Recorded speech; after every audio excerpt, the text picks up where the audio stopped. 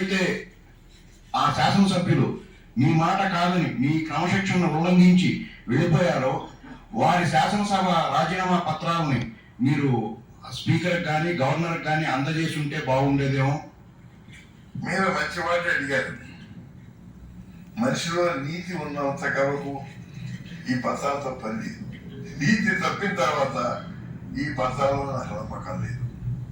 కాబట్టి మనిషిగా ఉన్నంత వరకే మనకు మానవతా విలువ. అది తప్పిన తర్వాత కేవలం ఈ సంతకాల వల్ల నాకేమీ నమ్మకం లేదు, లాభం లేదు. రాష్ట్ర బడ్జెట్ లో నిధులు లేకుండానే చంద్రబాబు నాయుడు అనేక హామీలు చేస్తున్నాడని అంటున్నారు కదా, మీరే ముఖ్యమంత్రిగా కొనసాగి ఉంటే మీరేం చేసి ఉండేవాళ్ళు? నేను నిధులు తప్పకుండా పూర్తి చేసి ఉండేవాడిని. అనుకున్న కార్యక్రమాలు అనుకున్నట్టుగా చేసి ఉండేవాడిని.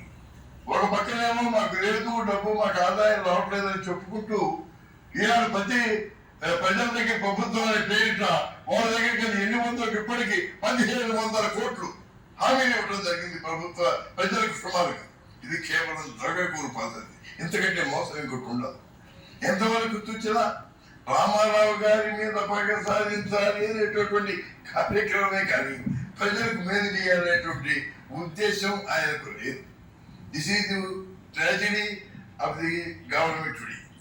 ఎంతవరకు నా మీద ఏదో సాధించాలి, ఆయన కంటే ఏదో ఎక్కువ పనులు చేయాలి. ఆయన ప్రజాప్రభుత్వం అన్నాడు, నేను ప్రజాప్రభుత్వం అంటాను. రేపు ఏదో శ్రమదానం అన్నారు. శ్రమదానం ఎప్పుడో నేను చేశారు, మీకు తెలుసు. అందరం కూడా మేమే తలగొట్టం చుట్టూ పత్రికలు కూడా వేశారు. మేము వ్యవసాయ కేంద్రాల్లో పనిచేశాం. మరి ఇవన్నీ ఎప్పుడో చేసినాయి. కేవలం తిరిగి ఒకసారి ఇవి తలవైనట్టుగా చిత్రించుకుంటున్నాడు ఆయన. ఇది ఒక మీదే ఏదో ఒక ఒబీడియంట్ ఫాలోయర్గా ఇప్పటికైనా సరే మర్చిపోకుండా పునఃప్రవేశం పెడుతున్నాడు. కానీ ప్రజలను ద్రోహం చేయటం మాత్రం అది దురదృష్టకరం. అది ఎవరు సహించినటువంటి విధానం.